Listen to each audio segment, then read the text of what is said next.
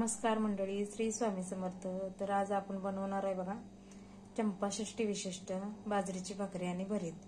तर ही आमच्याकडच्या पद्धतीने केलंय बघा, आणि तुम्ही पण करून बघा, मस्त लागतंय। तर ही चुलीवर न करता मी गॅसवर केले, तव्यामध्ये भाजून। तर ती कसं करायचं ते बघूया। तर बघा, वांग्याचं भरीत करण्यासाठी अशा पद्धतीने वांग्याचं काप आपण कापून घेणार आहे, आणि मी भाकरी केलेली त्याच तव्यात आता करणार आहे। तर तव्यात थोडं कडने असं थोडं तेल सोडून घ्यायचं, आणि हे काप आहेत का नाही त्यात ठेवायचे, आणि एका बाजूने 5 मिनिटं आणि दुसऱ्या बाजूने परत उलटून 5 मिनिटं असं हे गरम करून घ्यायचं बारीक गॅसवर। तर ही जरा वेगळी पद्धत आहे, आपल्यात गॅसवर डायरेक्ट गरम केल्यानंतर कोणाला पटतंय नाही पटतंय, म्हणून ही तव्यात करण्याची पद्धत बघा। तर बघा, इथं तवा तापलाय, इथं तेल थोडं सोडूया,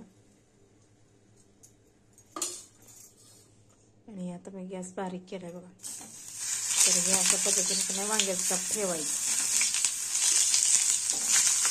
आणि आता ह्याच्यानंतर ताट झाकूया, आणि 5 मिनिटांनी परत ती उलटी बाजू करून नंतर आणि भाजून घेऊया असंच 5 मिनिट। तर मंडळी बघू शकता, इथं आता तुम्ही बारीक गॅसवर का नाही ही वापरलेत बघा वांगे आपले दोन्ही, ही दुसरी बाजू आहे। तर बघा, बघताना हे असं करायचं आहे बघा, हे वांगे बघा शिजलेत आता आपली वांगे, दोन्ही पण वापरून चांगली झाली। तर आता हे साल आहे का नाही कडाच्या काढून घेऊया आपण, आणि त्याच्यात मग हे कच्चा मसाला केला, म्हणजे एक बघा पातीचा कांदा चिरून घेतलाय बारीक, लसूण पण पातीचा एक चिरून घेतलाय, कोथिंबीर आणि चटणी मीठ चवीनुसार घेतलंय। तर हे साहित्य सगळं कच्चं मिक्स करायचं असतंय। तर करूया चालू बघा।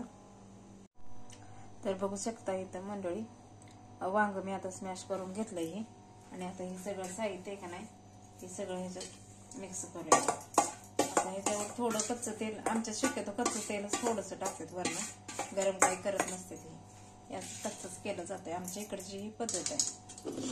तर बघा, हे असं वांग्यात आता सगळं मिक्स करून घेऊया।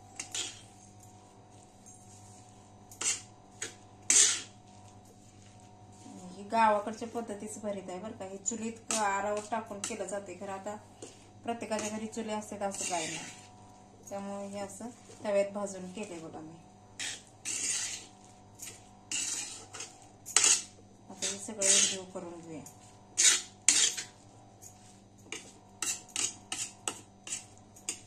तर बघा झालंय, आता आपलं तयार होत आलंय।